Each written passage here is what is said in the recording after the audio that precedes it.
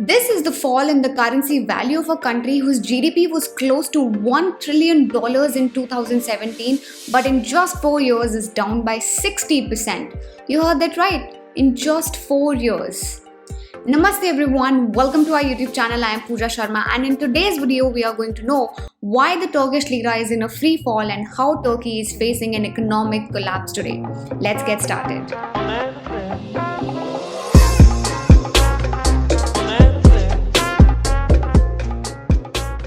First, watch this short clip showing how the sudden currency depreciation and high inflation have altered the lives of all Turkish citizens. The tomato is an essential ingredient in most Turkish cuisine, and it's now selling at a record price, a rise of 70% in only 1 year.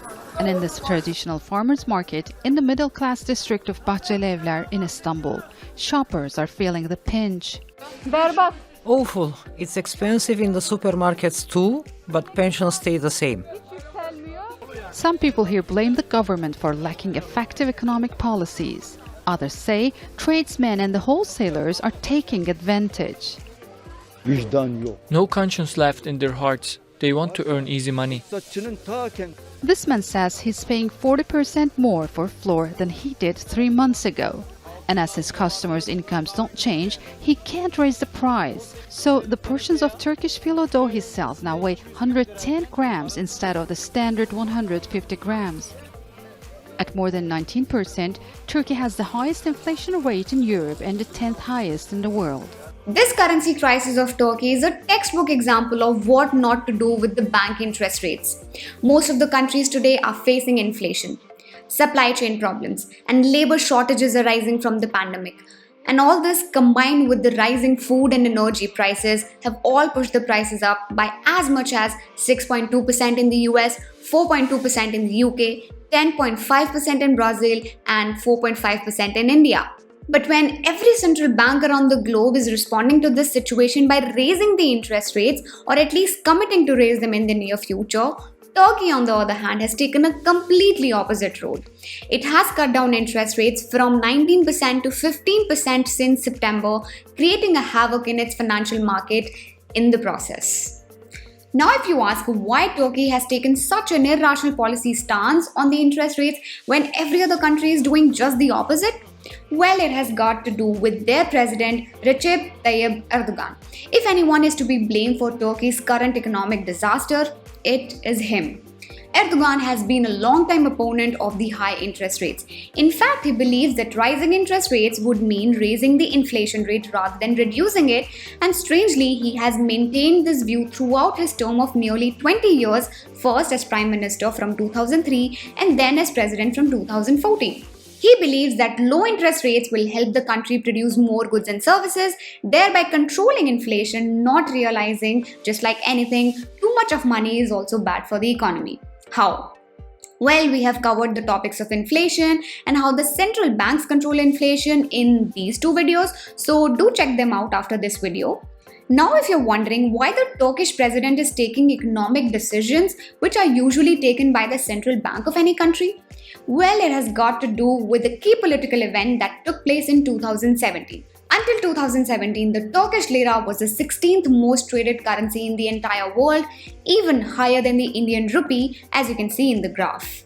But on 16th April 2017, major constitutional revisions were approved by the National Assembly of Turkey.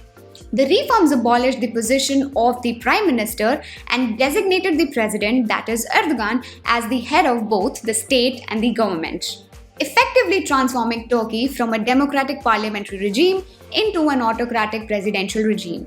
This led to the Central Bank of Turkey losing its independence. The independence was granted to them in the early 2000s during a series of economic reforms that took place in the country before Erdogan's political party AKP came to power. Today, the political and economic condition of Turkey is such that 3 central bank governors have been sacked by Erdogan for trying to increase the interest rates. Any central bank official who has dared to question his policies hasn't been spared either. The last governor who was shown the door was Naci Abel, who lost his job in March only after 4 months into the office. But during his short time at the helm, Naci supervised a series of interest rate hikes that has helped increase the value of lira as well. After his removal, Sahab Koviolu was appointed as the governor in March, and since then, the interest rates have not risen. I hope you're able to connect the dots here. So now the question is, what can policymakers of Turkey do from here? We'll discuss this in the last section of this video. Now, in the face of the currency turmoil, there are three possible policy changes available to the policymakers. First is increasing the interest rates, which looks like a pretty obvious choice. Second is selling the foreign exchange reserves. And third is imposing capital controls, meaning you prevent the foreign currency from leaving the country. All three aim to take the pressure off the domestic currency. Let's see how. Raising the interest rates makes the domestic currency more attractive to the local investors. Why? We have covered this in detail in this video, so do check this out. On the other hand, selling foreign exchange reserves means buying more of the domestic currency so that its value is strengthened by the extra demand. And the third, that is preventing the foreign currency leaving the country, helps to reduce the volume of trade between the domestic currency and the foreign currency, which means fewer people selling the domestic currency. The first two aren't possible currently because clearly President Erdogan is not at all interested in increasing rates, and Turkey cannot sell foreign exchange reserves because essentially it doesn't have any. That leaves Turkey with the third choice, that is imposing capital controls, which in today's interconnected world could be a very extreme measure and would also imply that Turkey is withdrawing from the international financial system. Moreover, capital controls are not only difficult to enforce but can also be a costly affair even for countries with robust institutions. Perhaps Mr. President will eventually have to change his mind and allow the interest rates to be increased, which by the way they have done twice in the past.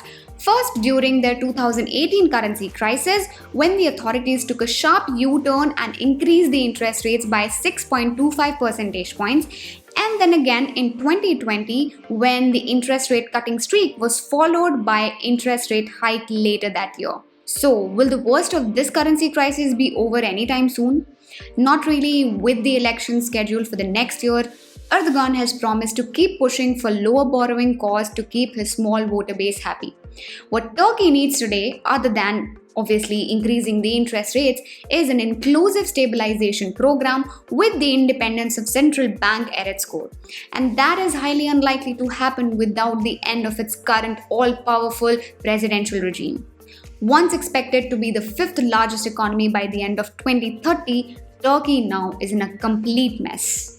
I hope that the misery of Turkish citizens ends soon. Until next time, namaste, bye bye, and take care.